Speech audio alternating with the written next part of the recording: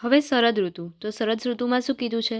By the influence of the season pitta is accumulated in varsha ritu will be aggravated in sharad ritu due to the hotness of the sun rays.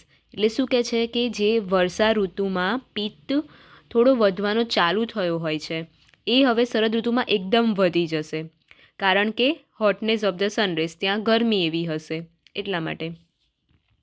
Two કન્કર the વિશિએટેડ પિત્ત, એટલે પિત્તને જે બગડેલો પિત્ત છે ને સરખું કરવા માટે શું કરવું જોઈએ?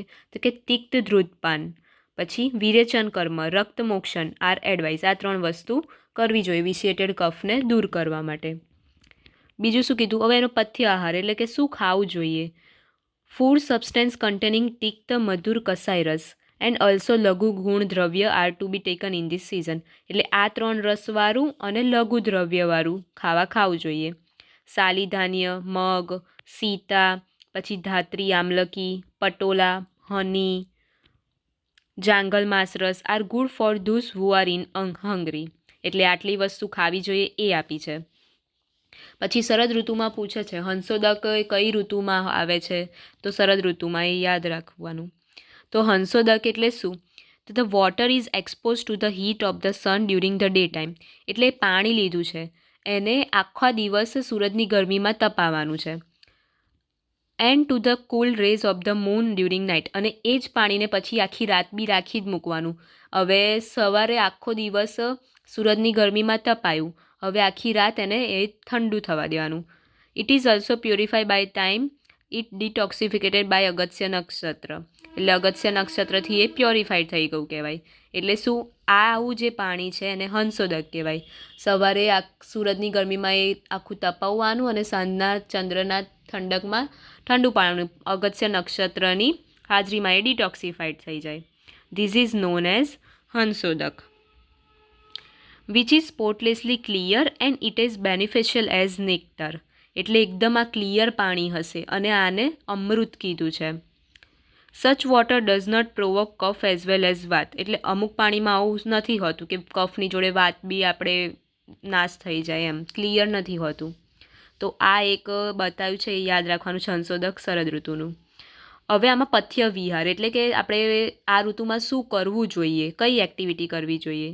તો spend the evening time by enjoying moonlight. સાંજે ટાઈમ સ્પેન્ડ કરવો જોઈએ મૂનલાઇટની જે ઠંડક હશે અને એની લાઇટમાં.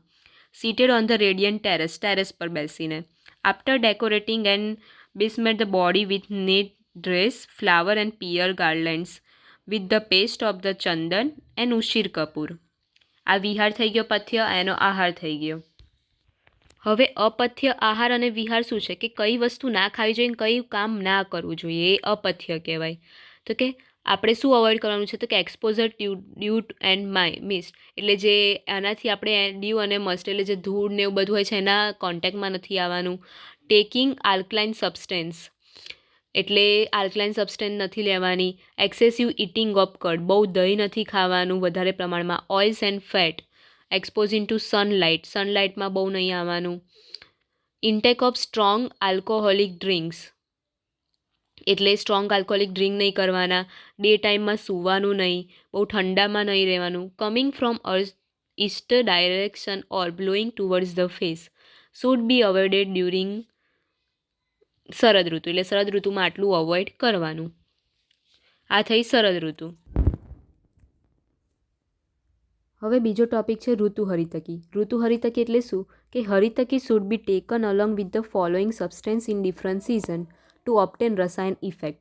એટલે હરિતકીને આ જે 6 સિઝન છે એમાં હરિતકી સાથે બીજી એક વસ્તુ લેવાની જે અલગ અલગ હશે સિઝન વાઇઝ. એ આપણને રસાયણ ઇફેક્ટ આપશે, સારી ઇફેક્ટ આપશે, ડિસીઝને ક્યોર કરવાની. તો પહેલાં જે આપણું સિક્વન્સ છે બધું લખી દેવાનું. શિશિર, વસંત, ગ્રીષ્મ, વર્ષા, શરદ, હેમંત. તો શિશિરમાં હરિતકી સાથે લેવાનું કાન એટલે કે પીપલી. પછી વસંતમાં હરિતકી સાથે લેવાની હની, મધુ.